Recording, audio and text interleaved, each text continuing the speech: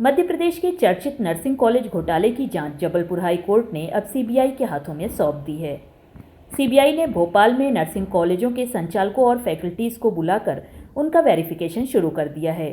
घोटाला सामने आने के बाद राज्य के 375 कॉलेजों के 1,25,000 से अधिक नर्सिंग स्टूडेंट पिछले 3 सालों से अपनी परीक्षाएं नहीं दे पाए हैं। यहां तक कि साल 2020-21 के सेशन में एडमिशन लेने वाले स्टूडेंट्स की अभी तक फर्स्ट ईयर की परीक्षा भी नहीं हो पाई है। मध्य प्रदेश में नर्सिंग घोटाला साल 2020 में सामने आया था, जिसमें पता चला था कि स्टेट नर्सिंग काउंसिल ने ऐसे कॉलेजों को मान्यता दी हुई थी जो या तो केवल कागजों पर चल रहे थे या किराए के एक कमरे में चल रहे थे। कई नर्सिंग कॉलेज तो किसी भी अस्पताल से संबंधित ही नहीं थे। इसके बाद मामला हाई कोर्ट पहुंचा और कोर्ट ने राज्य के सभी 375 नर्सिंग कॉलेजों की जांच सीबीआई को सौंप दी। प्रदेश के 800 नर्सिंग कॉलेजों के 14,000 में से 3,000 फैकल्टी ऐसे हैं जो बाहरी राज्यों के हैं।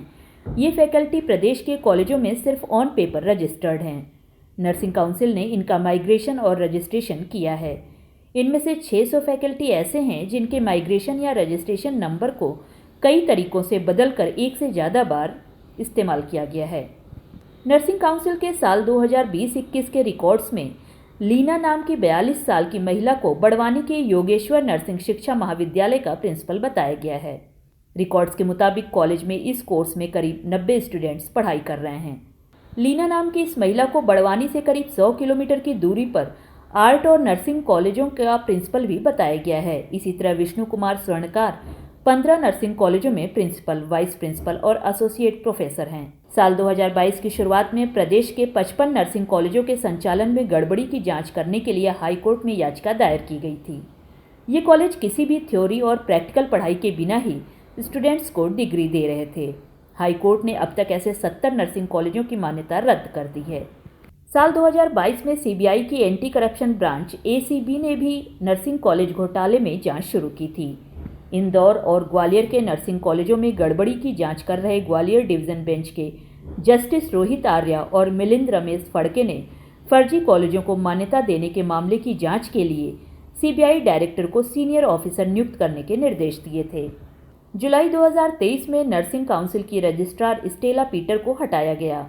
वहीं काउंसिल की पूर्व रजिस्ट्रार सुनीता शिजू को दतिया मेडिकल कॉलेज ट्रांसफर कर दिया गया। इस पूरे मामले पर इंडियन पीपल्स अधिकार पार्टी के संस्थापक और राष्ट्रीय अध्यक्ष पंडित पुरुषोत्तम तिवारी का कहना है कि भाजपा के चाल चरित्र में ही घोटाला करना है।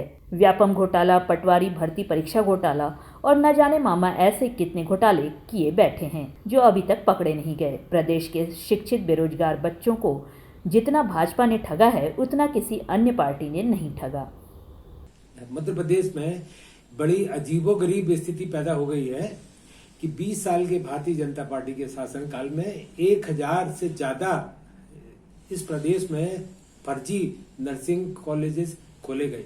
ये सभी कॉलेजेस या तो ब्यूरोक्रेट्स के हैं या भारतीय जनता पार्टी के नेताओं के हैं या कांग्रेस के नेताओं के हैं। सीबीआई ने जब जांच प्रारंभ की तो सीबीआई के अधिकारियों की आंख फटी की फटी रह गई कि 1000 से ज्यादा जो फैकल्टी हैं, जो पढ़ाने वाले टीचर हैं, उनके नाम बदल के, उनके पिताजी के नाम बदल के अलग अलग कॉलेजों ने एक ही व्यक्ति के नाम 25-25 जगह अपने कॉलेजों में लिख लिए और वो व्यक्ति किसी कॉलेज में पढ़ाने नहीं जा रहा है। तो आज आप ये सोचिए कि 1000 से ज्यादा जो नर्सिंग कॉलेजेस मध्य प्रदेश सरकार के द्वारा संचालित हैं, उनके द्वारा स्वीकृति प्रदान की गई है।